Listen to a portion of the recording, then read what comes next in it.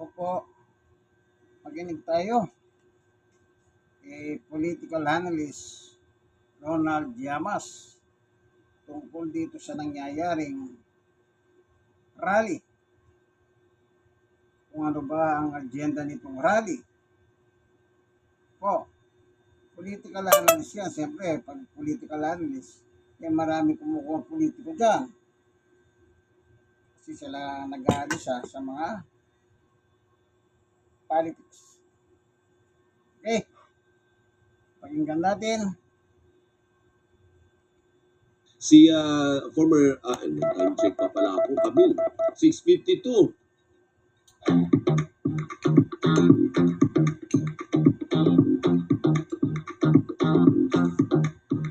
Magandang umaga, former Secretary Ronald Llamas, isang political observer at heckler.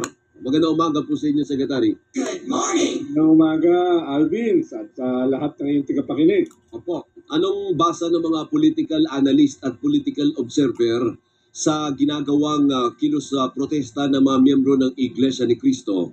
Ito ba'y may kaugnayan sa estado ng politika sa bansa, Secretary? Well, nangyayari ito sa isang unprecedented moment na meron kang unprecedented Senate crisis, no? Na maalala mo naman, no? Na kakaresolve lang in terms of leadership.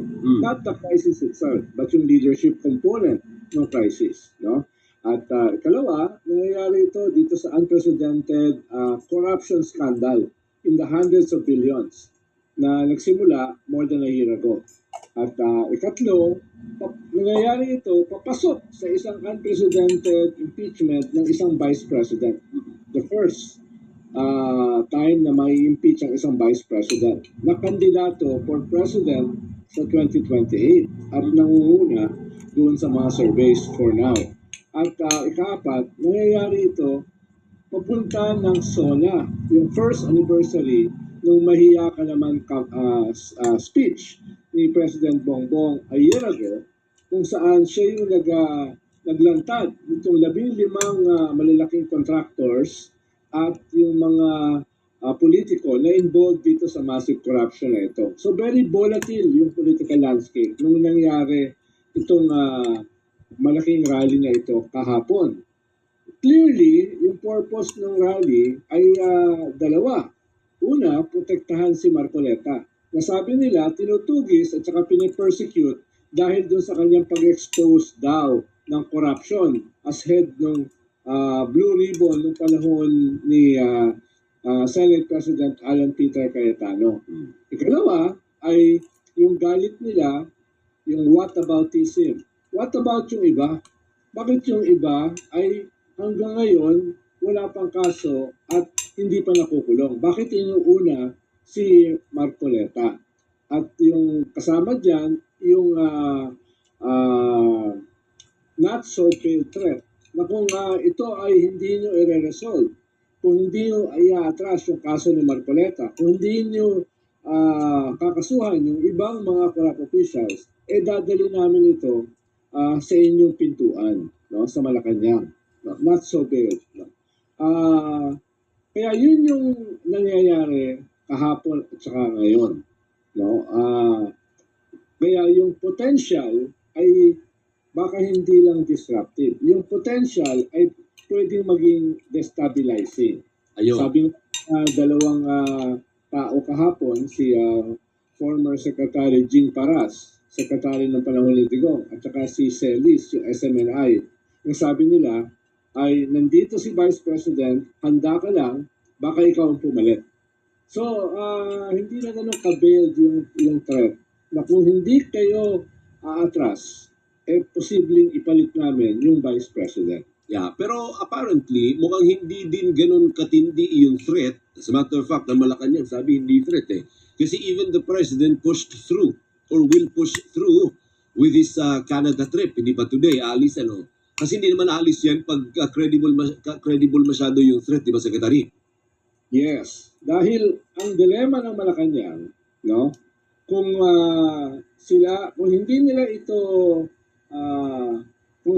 ito haharapin, ibig sabihin kung aatras sila, sobrang lame duck ang magiging itsura nila. Ibig sabihin, from now until 2028, hostage na sila nitong religious group na ito or other groups na maglulunsad ng ganitong klaseng rally, disruptive rally. So magmumukha silang sobrang mahina. Kaya yung pag-postpone nila o pag-cancel nila nung speech ni President Bongbong doon sa assembly ng FOCAP, Foreign Correspondents Association, ay hindi maganda yung itsura. Tapos kung ika-cancel pa nila yung state visit sa Canada na medyo major, talagang magmumukha silang umaatras at hostage. Lalo na kung hindi nila itutuloy yung kaso na sinabi ni Ombudsman Boyeng Remulla ay ilulunsad nila against Senator Marcoleta. No? So yun yung isang dilema nila. Pero pag tinuloy naman nila, baka kasi itong disruption maging destabilization. So yun yung dilema nila. Mukhang ang pinili nila yung una. Hindi. Kuha namin to. Harapin namin ito, hindi namin i-atras yung kaso, at papalabasin namin o ipapakita namin na yung threat ay hindi ganun kalaki. Mukhang So, yun yung naging option nila. Ibig mo sabihin tutuluyan si Marcoleta, itutuloy yung kaso. Yes, no? Yes, mukhang yun ang magiging position nila. Pero, gagawin din nila yung medyo delayed na proseso o pabilisin yung proseso dun sa ibang makakasuhan. Halimbawa, mga contractors, halimbawa, mga ibang tao sa gobyerno na medyo hindi maganda yung image dahil yung nag-iisang cabinet secretary na kinasuhan nila, mukhang gagawin pang state witness. So, sino na yung naiwan na tao ng gobyerno yung kinasuhan? So, yun yung ikalawa. I-escalate na yan. At ikatlo, mga politiko, katulad ng mga congressmen na dati sabi nila more than 60 ang involved. Pero ni isa, wala pang nakakasuhan o nakukulong, maliban kay Saldico na nakasuhan. So, tingin ko, isasabay nila yung mga iba na yan, no? Para matanggal yung image na selective. Selective yung kanilang mga kinakasuhan. Ang napabilis yung kay Marcoleta, bakit? Siya kasi yung umamin eh. Siya yung umamin doon sa indirect bribery na more than 50 million kaya plunder. Yung sinasabi nila na paano ito magiging plunder? Hindi naman ninakaw sa pera ng gobyerno o kaba ng gobyerno. Established na yan eh. Malinaw na yan sa batas eh. Kung maalala mo, Alvin, nangyari yan ng panahon ng ERAP. Yung kanyang kaso ay galing sa private money. Yung mga weteng, di ba, weteng lords at pinanggalingan. So, kahit galing yan sa private money, kahit hindi yan galing sa kabalang bayan, yan ay plunder. Pag more than 50 million, no? Kaya yun ang nangyari kay Marcoleta. Kaya mas mabilis. Siya na mismo umamin doon sa kanilang television program o television network na tumanggap siya ng 75 million. At tumanggap siya hindi during the campaign period. So hindi siya campaign violation. Siya ay indirect bribery at more than 50 million plunder yun. Sa isa na lang. Ating batas. Pati sa Pastillas, ganyan din yung nangyari. Yung kay Rizal Tiveros, ganyan din yung nangyari. Ano po? Pero, one last. Sabi ng iba, ito ay pagtatangka, attempt para mapatalsik si Pangulong Marcos at ipalit si Vice President Sara Duterte. Ito daw ay testing the waters kung kakayanin. Do you agree? Yes. Iyan ay isa sa possible objective. At inamin yan kahapon ni Secretary Paras at saka si Caselis ng SMNI. No? Pero hindi naman yan lost sa atin eh. No? Na kung yung mga moves ng mga makukulong, yung moves ng mga may impeach, yung moves ng mga makakasuhan madadala sa ICC, lahat yan ay magko-converge. Dahil wala na silang ibang choice kundi pabagsakin ng gobyerno. No? Kaya hindi naman siya, ibig sabihin, hindi naman siya ganun nakatago. Na medyo obvious naman yan. Whether they will succeed, I doubt it. Dahil mukhang naglabas ng statement ang PNP, naglabas ng statement ang Armed Forces of the Philippines, etc. Kaya tingin ko for now, ay hindi nila kayang gawin yan. No? Tingin ko by today, magdi-disperse na yan. By today. No? But they will attempt again and again and again. Yes. Yes. Halimbawa, going into the impeachment, malamang magkaroon na naman ng ganong klaseng mobilization. Ihahalo na nila yung impeachment at saka itong mga makukulong katulad ni Marcoleta. Tapos going into the SONA, mauulit na naman yan. So, ang mahalaga rito, ipakita ng gobyerno, siya ay firm, siya ay malakas, siya ay hindi kayang i-pressure. Pero at the same time, kailangan niya ipakita na kakasuhan at ipapakulong din niya yung mas marami ng mga tao na involved dito sa corruption na siya mismo ang umamin. Siya mismo ang naglantad. Kailangan isabay nila yon, no? Or else, magiging vulnerable sila. Thank you. At hostage sila forever, no? Hanggang 2028. Hanggang dyan muna tayo, Sec. Nag-overtime na tayo, pero maraming salamat sa insights mo. Mabuhay ka. Maraming salamat din, Alvin. So, narinig niyo po yung political analyst o server. Ang mga yan, malawak sila eh. Malawak ang takbo ng utak. Kaya yan ang mga kinukuha ng mga politiko na kanilang advisor about politics. Kasi ang role niyan, sadyang malawak, basta malaki. Kaya maraming pera dyan pag isa kang political analyst. Ngayon, yung pinapakita nilang rally, siyempre mayroon ng mga agenda yan. Una, sabi nga ni Edwin Sabala, yung spokesperson, hindi daw sila tutol sa batas. Pero binabaloktot ang batas. Ano yan? Nagbibintang. Hindi sila tutol, pero sabi nila, huwag baloktutin ang batas. Alam niyo po yung nangyari kay Senador Dante Marcoleta. Ang ebidensya kasi, nagmula sa bunganga niya. Doon sa Net 25, kung saan doon siya nagyayabang. Doon niya binubulalas ang pagtanggap niya ng mga pera na sinabi niya, ayaw na magpalagay ng pangalan, ayaw na nilang i-mention ng pangalan, pati yung halaga, baka nga naman daw pag-initan sila. Sabi niya ron napanood ko yun. Pero ayon sa batas, pag tumanggap ka, ilagay mo ang pangalan, hindi alias at alagang na pera tinanggap mo. Alin ba talaga, Edwin Sabala, sabihin mo, hindi kayo tutol sa mga batas. Pero itong inyong senador na si Marcoleta, nilabag yung batas ng SOSE. Anong masasabi mo ngayon yan? Sino ba ang bumaluktot ng batas? Ang gobyerno ba? O si Senador Marcoleta? Yan. Sinabi ni Marcoleta yan sa programa ninyong Net 25, sa Ganang Mamamayan. Di lumalabas ngayon, ang bumabaluktot ng batas ay yung membro ninyo. I-review niyo po yung mga kayabangan niya, yung mga video sa inyong TV station na napanood ko sa YouTube. I-review nyo. Baka sakaling kayo mismo, baka sipahin na ninyo si Marcoleta sa inyong grupo. Siya ang pumaluktot ng batas eh. Ang gusto niya, siya ng batas.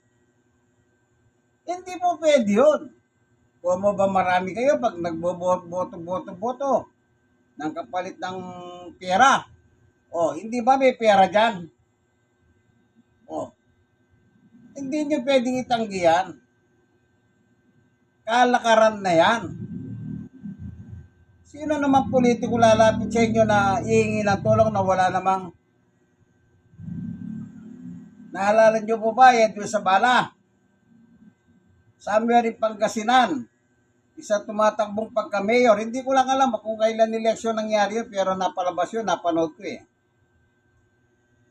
Nagalit siya kasi siyang pinangakuhan na siyang dadalin. Pero hindi siya nanalo. At nalaman niya, parang bidding pala eh. Nanalo yung kalaban niya. Ngayon, ang sabi niya, binalikan yung ministro ninyo. Kinukuha niya yung 30,000 na binigay niya. Oh, napanood sa balita yan. Oh, ano? Kaya sinasabi ko, may perang involved sa ganyan. Bakit kayo mag-i-endorso? Sigurado ka ba kayo yung i-endorso ninyo malinis? Sigurado ba kayo? Yan ang sinasabi ng taong bayan. Pera-pera lang ang eleksyon. Tama yan eh. Tingnan nyo ano. Kahit hindi mo gusto, basta nagbibigay ng pera, gusto mo siyang iboto. Kahit loko-loko. Ang ano ko rito, sa bibig mismo nanggaling ang ebidensya laban sa pagkatao ni Marcoleta. Oh, nilabag niya yung batas ng SOSE. Sinabi niya, tumanggap siya sa kanyang mga kaibigan pero ayaw nilang ma-identify kasi baka daw pagginita sila. Nilabag ba? Nilabag niya. Oh. At sa patakaran po, ang alam ko nagtrabaho ko sa private. Pag nasa gobyerno ka, hindi ka pwedeng tumanggap ng anuman. In kind, in material, whatever. In cash, mula sa private sector, pag nasa gobyerno ka. Nagtrabaho ko sa government ay sa private sector, kaya alam ko yun eh. Alam nyo, wag na po kayong magbulag-bulagan sa katotohanan, Mr. Edwin Sabala. O, HBM. Huwag kayong magbulag-bulagan. Buksan ninyo ang inyong kaisipan kung sino ang bumuloktot sa batas. Ayun, kakasuhan si Marcoleta ng ombudsman. Tutol kayo. Kaya kayo nagrarally. Yan ang ibig sabihin yan. Kunwari lang kayong transparency, whatever, ano yung nakasulat sa mga damit nila, nakita ko po sa news, accountability. Doon na lang po kayo sa korte. Kung saan korte siya babagsak ang kaso ng inyong kandidato si Marcoleta. Naalala niyo mga mag-asawang Diskaya? Anong lumugong nun? Ilang milyon ang napasa kanya sa panahon ng mga Diskaya. Di ba? 182 milyon yata. Narinig ko doon sa vlogger na isa eh. Kaya, alam nyo, wag na po kayong magmahang-mahangan sa katotohanan. Sa Biblia, eto, meron kong babasahin 18:44. Ang diablo ang inyong ama. At kung ano ang gusto niya, yun ang inyong ginagawa. Siya'y mamamatay tao na sa simula pa at kalaban ng katotohanan at di matatagpuan sa kanya ang katotohanan. Kahit kailan, kung siya'y nagsisinungaling, likas ito sa kanya, sapagkat siya'y sinungaling at ama ng kasinungalingan. Sino si Satanas? Ama ng mga sinungaling. Nagsinungaling si Marcoleta eh. hindi siya tumupad sa batas ng SOSE, kumandidato siya. Kung tutusin, hindi siya pwedeng maupo eh. Hindi po ba? Hindi ko alam kung anong kademonyo ang dumating kay Garcia. Oh. Di ba? Pag wala kang nilagay sa SOSE, hindi ka pwedeng maupo kahit nanalo ka. Oh. Sige. Sabihin ninyo, kahit walang SOSE, pag nanalo, upo. Sino ngayon ang lumabag sa batas? Sino ang bumaluktot ng batas? Ang gobyerno ba? O si Marcoleta? Anong sabi sa Biblia? Ama ng mga sinungaling ang dyablo. O edi sa dyablo pala kayo. Kinakampihan nyo eh. Sa dyablo kayo, kay Satanas kayo. Yan ang inyong ama. Eduardo Manalo. Edwin Sabala. Ang tatay ninyo talaga si Satanas. Kasi bakit? Isipin nyo, nang gugulo kayo. Gumawa kayo ng malaking traffic. Wala kayong permit ah. O hindi ba paglabag sa batas? Eh sino naman ang bumaluktot ng batas? Eh di kayo. O, meron ba kayo coordination sa MMDA? Wala. Meron kayong coordination sa PNP? Wala. O sino ngayon ang bumaluktot ng batas? Ang galing nyo magsalita ng binabaluktot ng batas, pero ang totoo, kayo ang bumabaluktot ng batas. Mga salot kayo sa lipunan. Sipin nyo, traffic na ginawa nyo kahapon. Bakit? Nakakatuwa ba yon? Hindi tayo galit. Naglalahad lang tayo ng katotohanan. Hindi kasinungalingan. Ang mga sinungaling kayo, palibasa, anak kayo ni Satanas.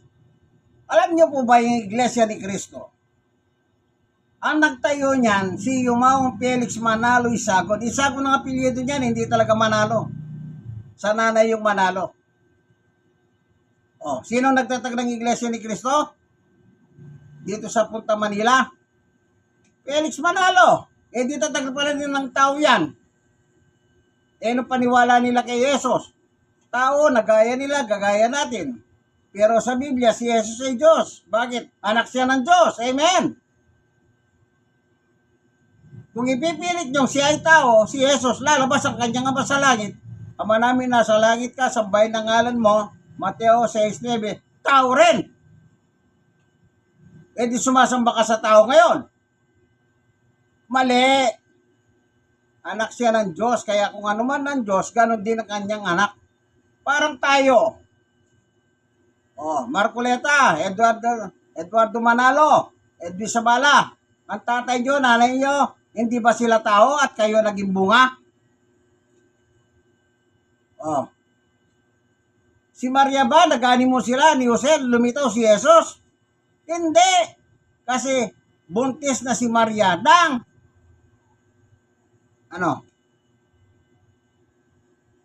Kaya nga hindi pinakyalaman ni Jose si Maria kasi alam na niya nagdadalang tao. Hanggang may silang niya ang ating Panginoong Yesus, ang tagapagligtas, ang anak ng Diyos na buhay. Amen. Mateo 16:13 hanggang 18. Oh. Alam niyo po, kayo po yung bumabaluktot ng batas eh. Kanya lang, dinadaan nyo na lang sa dami. Eh, hindi naman kayo puro IAC kahapon eh. O, hindi ba? O, ano? Puro ba kayo IAC kahapon? Salamat sa Diyos. Hindi pa paintulot ng Diyos ang inyong masamang hangarin. Masama nga eh. At wala kayong respeto sa gobyernong Bongbong Marcos. Basahin ko. Ayon sa Biblia. Totally kayo, nagbabasa rin kayo ng Biblia. Pwede natin tapatan yan. Bakit? Kayo lang ba may karapatan? Ang turo nyo kasi, huwag kayong magbasa. Kami lang ang may karapatan. Sabi niya ang inyong mga ministro. Saan nyo naman napulot siyang ganyang klaseng... Ang sabi nga ng Biblia, basahin ang Biblia araw at gabi. Hoy! Gising! Basa! Roma 13:1. Ang bawat tao pasakop sa mga pinuno ng pamahalaan. Sino ba pinuno ng pamahalaan ngayon? Di ba si Bongbong Marcos? Nakikinig ba kayo sa Bongbong Marcos? Hindi. Gusto nyo si Bongbong Marcos ang makinig sa inyo. Ang sabi ni Edwin Sabala nung araw yan eh. Ang gobyerno ito hindi na nakikinig sa amin eh. Hoy! Sino ka? Edwin Sabala. Para makinig sa iyo ang Pangulo. Ikaw ang makinig sa Pangulo. Yan ang nakalagay sa Biblia. Ayan o. Basahin nyo ha. Roma 13:1 hanggang 5. Ang sabi ng Biblia, lahat na lumalaban sa gobyerno kinakalaban ng Diyos at dapat silang lapatan ng parusa. Ngayon, tatanggap ba ng parusa ang inyong kandidato si Marcoleta, Marcobeta, Marco Tae? Oo! Meron siyang kaso. Plunder. Ngayon, yung dakdak nyo na ng dakdak sa social media, doon sa abogado, kung saan babagsak ang kaso niya, doon kayo magdadakdak. Ginagamit yung social media, ginagatungan niyo parang tao magaklas labang kay Marcos. Bakit? Ang Diyos ang naglakay kay Marcos. Ayon sa talata ng Biblia. Kaya kayo, mga kampo kayo ni Satanas, lumalaban kayo sa Diyos. O, di ba? Ano si Bongbong? Lingkod ng Diyos. O, basahin nyo. Wag ko na lang. Baka tabarin kayo dahil utos nyo, huwag kayong magbasa ng Biblia sa inyong mga miyembro. O. Dadiretso ko ng basa, Roma 13:1 hanggang 5. Ang bawat tao pasakop sa mga pinuno ng pamahalaan, sapagkat walang pamahalaan hindi mula sa Diyos, at ang pamahalaang umiiral ay tinatag ng Diyos. Kaya nga, ang lumalaban sa pamahalaan ay lumalaban sa itinakda ng Diyos at lalapatan ng parusa ang sino man lumalaban. 3. Ang mga pinuno ay dapat katakutan ng gumagawa ng masama. Ngunit, walang dapat ikatakot sa kanila ang gumagawa ng mabuti. Ibig mo bang huwag matakot sa mga namumuno? Gumawa ka ng mabuti at papupurihan kanila. 4. Sila'y mga lingkod ng Diyos sa ikabubuti mo. O, sa ikabubuti mo. Pero kayo, gusto nyo, gulo eh. Destabilization. Destabilize the government of Bongbong Marcos. Ngunit, matakot ka kung gumagawa ka ng masama sapagkat sila'y laganap. Talagang may kapangyarihan magparusa. No.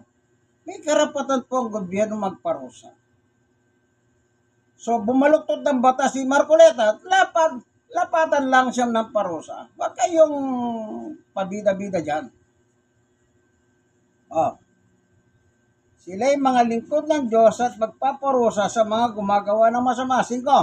Kaya nga, dapat kayong pasakop, hindi lamang upang maiwasan ang puot ng Diyos, kundi dahil sa iyon ang mapil. Amen. God is good all the time. So, maliwanag po, ano? Binasa natin ang Biblia. Sino ang bumaluktot ng batas? Marcoleta! Tapos sabi nitong Edwin Sabala, palibasa kampong kayo ni Satanas, kaya ganyan kayo. Ito po inyong kaibigan kay Jesus. Ito po si Spring. Makulit. Spring. Ito yung kapatid niya. Mabait. Today.